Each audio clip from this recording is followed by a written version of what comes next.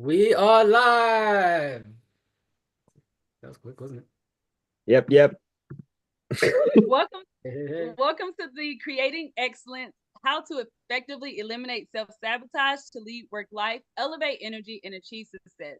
This is an interview series where we dive deep into the minds of high-performing leaders and industry experts to unlock the strategies behind their success. Each episode offers you invaluable insights that you can apply to elevate your personal and professional life.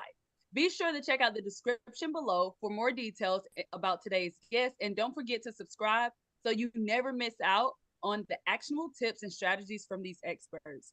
Also, you can access exclusive gifts and resources from our experts that will support you on your journey to excellence.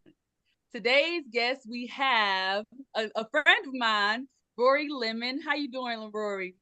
I'm good, thanks, eh? It's so good to see you.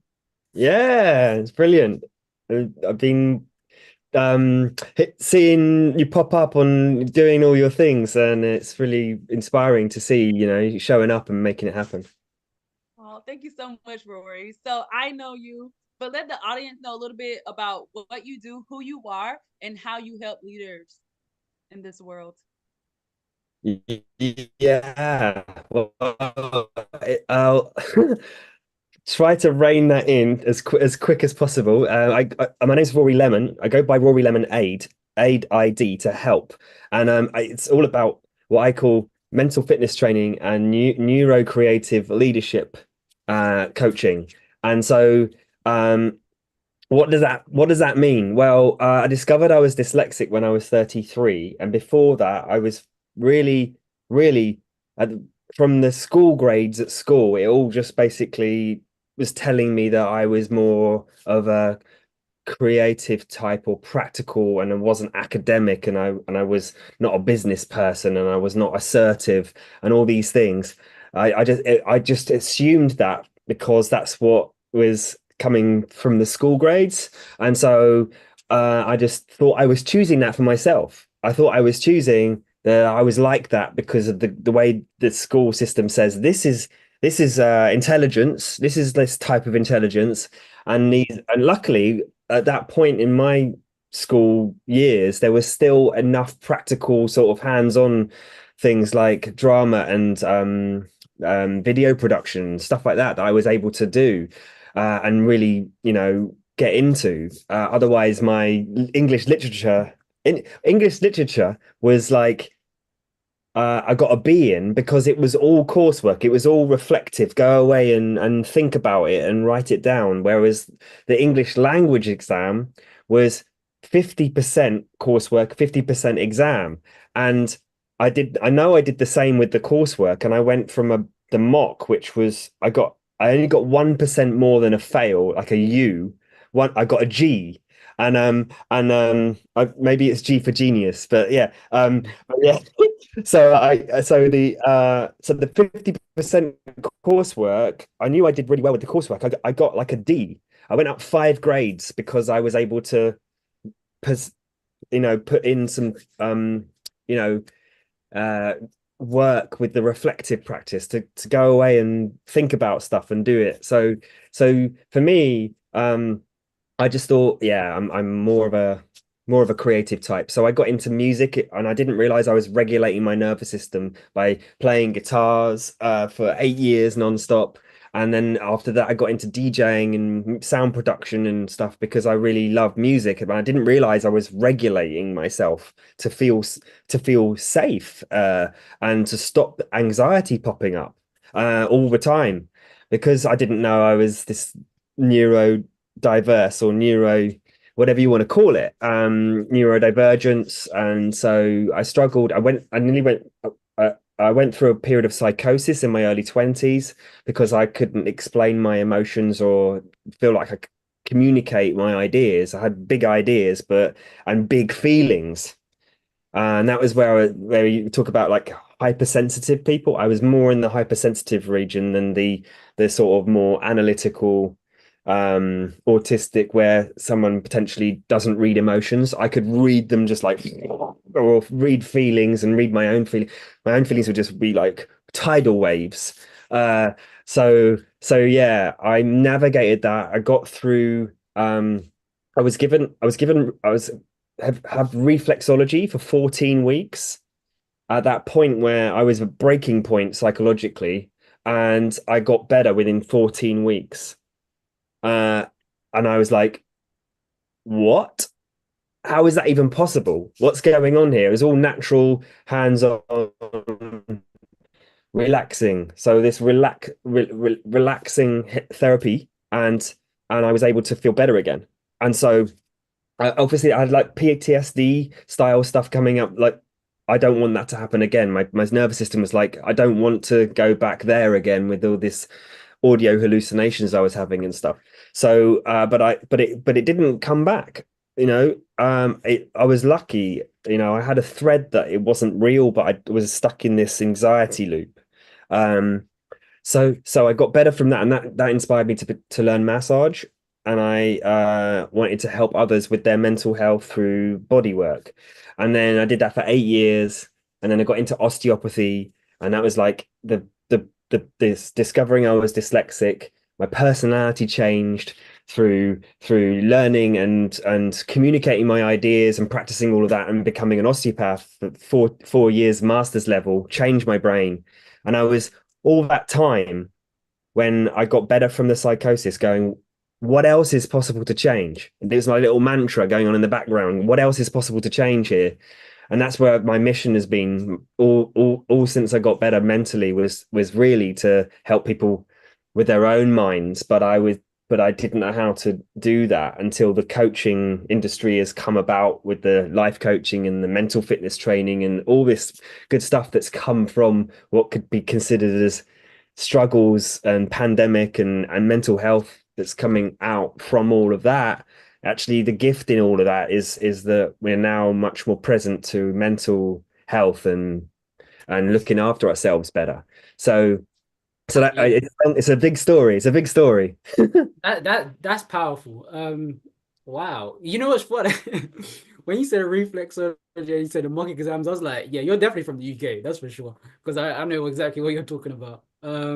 And yeah, shout out to you for your journey because it seems to have really shaped your understanding of like resilience and personal development. And as I know you talk about like the LymphJam, like the healing being like the power, healing with the power of music, but is that what you would like how would you mix that with what you call neurocreativity? Is that what it's about? Yeah, thanks for asking. So I come up with the term neurocreativity because we, as Zay knows as well, and I'm sure you do, Devan, as well, that we are the creators of our reality, with our choices and our actions and our behaviors. We went through the leadership training together, and it was like recognizing however we're reacting and responding. If we're not conscious of it, then we're still creating it. We're still creating it unconsciously, and so it's not, if you're a creative being as such, it's like, what are you creating, not whether you are creative. And so that idea around bringing it together to go, okay, most people may not consider themselves creative. Some people, because they haven't practiced an art or they don't get into their skill, but actually they're everything that whatever they like doing or whatever they do is a skill that they keep repeating. So if someone's good at organizing and planning things, and they're not necessarily doing art, but they like spreadsheets or whatever, that's their creativity. That's so in a sense, it's really about neurodiversity as the scope of, and I'm only saying like neurocreativity as in, if someone considers themselves more neurodiverse, like I was, then I can understand that, and I can help someone that is more neurodiverse. But it's also to also bring that, what I feel is to help those that have not got either back into their creativity process for their own health, or whether they want to take it to a wealth and a business side of things, and the leadership training around that. So I do believe that if we get into our neurocreativity, it helps going from diversity and inclusion to feel included, and the diversity in the center is neurodiversity, neurocreativity. So that's for me is like it's for their I work with like heart-centered because I was like feeling a lot. So I work with heart-centered creatives with their neurocreativity and how they want to lead their lives. So I call it neurocreative leadership because it's just about whether they want to just manage their health or whether they want to manage their wealth and their business, and whether they want to take that creativity skill and turn it into something that they can express themselves with and have a life, rather than like work for others where they're conforming and struggling and trying to fit in. That all makes sense. Yes, yes, yes. I'm curious, like, how does the music play a part in activating their creativity, like making helping them understand, like, okay, I'm sure I want to explore this creative route as how I'm being as a neurodiverse leader. Yeah. The music side of things is actually how I do it, but I've created frameworks that are simple around how to apply whatever that creativity process is. So I can work with any art, whether any creative, and just apply this because I've thought about principles, and the mental fitness training is a sort of frameworks. It's like a framework that can go.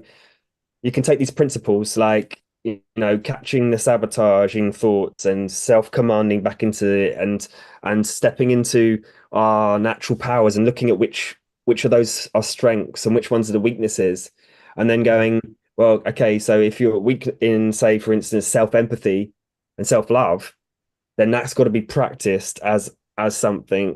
And as soon as that's been practiced, then other things can happen, like creativity. If it creativity block is potentially either to do with lack of empathy for the self or others. So the music side of things is really from the way I channel it, and I will develop my business so that I want to get into like doing physical meetups where it could be dancing to music and listening to sound and like sound therapy and stuff like that. But at this point, I'm just managed to get to the point where I can speak my vision and speak my word. So I've developed it to a point where I'm helping anyone that wants to channel their creativity.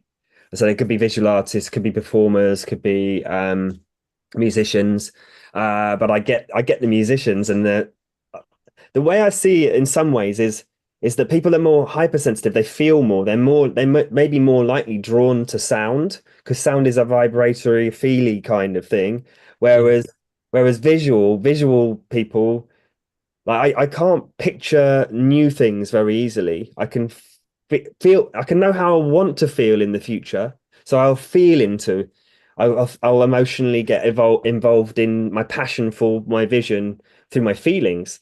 Whereas some people might be able to picture clearly what they want, and that's good too. So that's the idea, is that there's a rough idea of someone. It could be the more visual, more feeling, or actually see language. Some people, I saw an interview with one person. This guy was interviewing someone, and they literally don't hear thoughts. And this guy was like, "What? You don't hear any thoughts coming in or out?" And she said, "No, she pictures the language, so she's potentially hyperlexic instead of dyslexic." Uh, and so hyperlexic, she could read a book and visualize all the words, and then she stores that as memory, but doesn't actually hear it. So there's lots of different ways people process these things. It's fascinating, right? Yeah. Wow. Rory, this is like such a great conversation. I'm like, oh my gosh, we don't have enough time because I just want to keep going. But as you're talking and you're giving these different examples, and we relay it back to like self-sabotage, for example, like we beat ourselves up because we're not performing or expressing ourselves like somebody else. But we may just have a different makeup than that person, and they're just expressing the best way they know how. So as we go on this journey of self-healing and self-discovery and self-love, we can learn to express the best way we were made. So that, like, as you were talking, I'm like, oh my gosh, these are some beautiful examples that you're sharing to literally show people that everybody is different. Like that lady who could see the languages, I've never heard of that, but Yeah, like I think it's a that's documentary. right. It's like, Yeah. wow, like that's incredible. So I just wanted to point that out. Nice, thank you. Yeah, and some more examples, for instance, and how these strengths of most of the time society just tells us what to look out for that's wrong or doesn't work. So what is it about dyslexia? What's the strength of that? For me, like I can feel into things, I can picture and understand bigger concepts, and less sort of able to quickly compute that down into like language. So for me, that's how I can operate. And but if that goes and overcooks into it can overcook into being called that I can't necessarily uh read or process language very well. And but so with all these different neurodivergent traits like OCD, what OCD is someone that's really good at planning, really good at structure.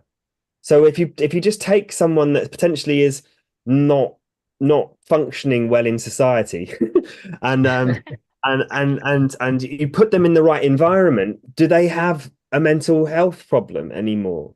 So, Yes. it's Switch the book. Yeah, flip the book, you know? yeah, like Look at the ADHD. spectrums. ADHD, Yeah. for instance, another one final thing. I don't know how long we've got, but one final thing around like ADHD is a lot of coming up around that, and it's often like there's a compulsion to go towards what's interesting rather than what's important, even no matter how important it is, like looking after and tidying up the space. Something around staying interested, staying stimulated. What if that's just someone that gets to use up all their energy outside doing something, moving, collecting, looking at like Yeah. connecting, picking things up. Like if we were back to the hunter gatherer, they'd be like, that's really dangerous. We want to go and get this food over here. We want to do that. We want to do this and stay on form with that. But then sit them down to try to stick on one thing that doesn't at all compute with that type of learning environment, then they're wrong or they don't fit in. And so this is where we could go on for ages about it, but this is the idea of like different wrong or not fitting in traits. It's just potentially character traits that we get to look at and put people in the right environments as an idea. And so yeah, that's just one thing I'd like to bring to that. But yeah, it's okay. I've got a couple of frameworks around how to just manage the self as well, on day to day, as well, so that I'm doing a little training around that, coming up soon as well. So I'm excited about that. So tell the audience about the free gift that you are sharing with them.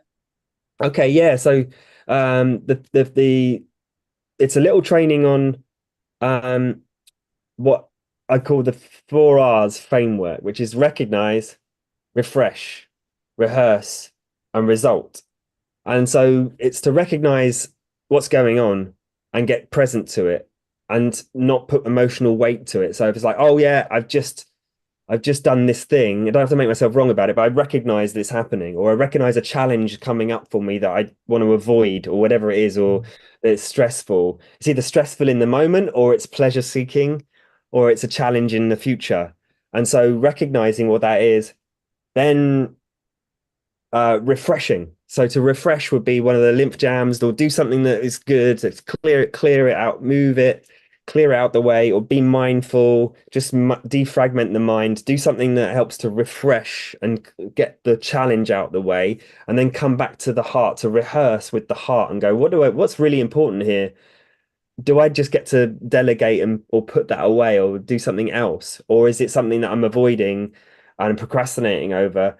And actually, there's a simple, relaxing, rehearsing. If I see myself doing it, what's the simplest way of doing that?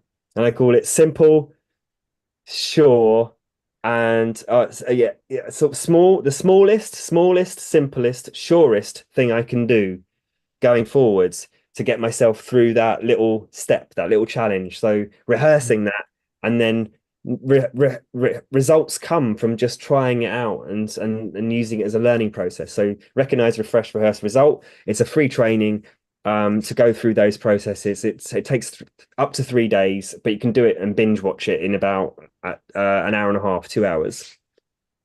Nice. Wow, powerful. Like if you are in a place and you just want to organize your mind and you like the process that Rory talked about today, make sure you go and check the description box because we will be sharing his gift on our gifts page. And Rory, how can the audience connect with you further? Well, you can see my name's Rory Lemon on there, so it's Rory Lemon, but with the AID at the end. So Rory LemonAID to help. I'm on all of the channels that I'm on: Facebook, LinkedIn, Instagram, YouTube. So yeah, that's the simplest way of just typing in my name. You'll probably see my face on the internet.